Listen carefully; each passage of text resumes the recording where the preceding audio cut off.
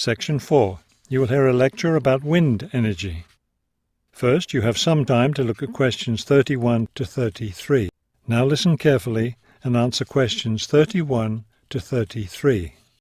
With the rising cost of fossil fuels, there's a great deal of interest these days in developing alternative sources of energy. Today, I'd like to talk about one of these: wind power.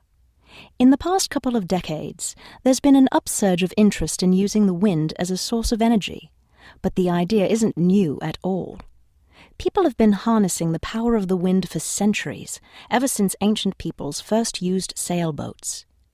In ancient China, farmers used a rudimentary sort of windmill to pump water. Wind power was used in other parts of the ancient world as well. In Persia, for example, farmers used wind-powered mills to grind their grain. During the Middle Ages, in the Netherlands, people went back to the ancient idea of using the power of the wind to move water. They used windmills to drain lakes, thereby creating more land for farming. Before you hear the rest of the talk, you have some time to look at questions 34 to 40. Now listen carefully and answer questions 34 to 40. At present, people around the world are using the wind to generate electricity, some old methods, some new. Is this the solution to our modern energy problems? Well, as with anything, there are both advantages and disadvantages to using wind power. Let's take a look at some of the reasons to use wind power. One of the biggest problems with using fuels, such as oil and coal, is pollution. Wind power, on the other hand, is clean. It causes no pollution and therefore doesn't contribute to global warming. Another great advantage of wind power is that it's a renewable resource. Oil and coal reserves are limited, but will never run out of wind. Economics is another reason to use wind power. Using the wind to generate electricity costs less, much less, than running other types of generators. In addition, since wind turbines don't take up much land, the land around them can be used for other purposes, such as farming. There are disadvantages, however.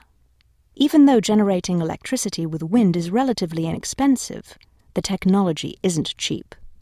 The initial costs of setting up wind turbines can be quite high. Another issue is reliability. Wind doesn't blow at a constant strength.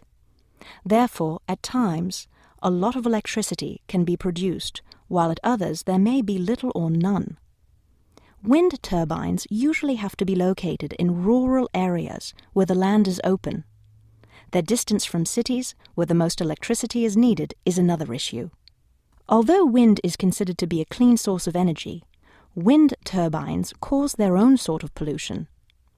Wind turbines are usually placed in high, open areas where they're easy to be seen.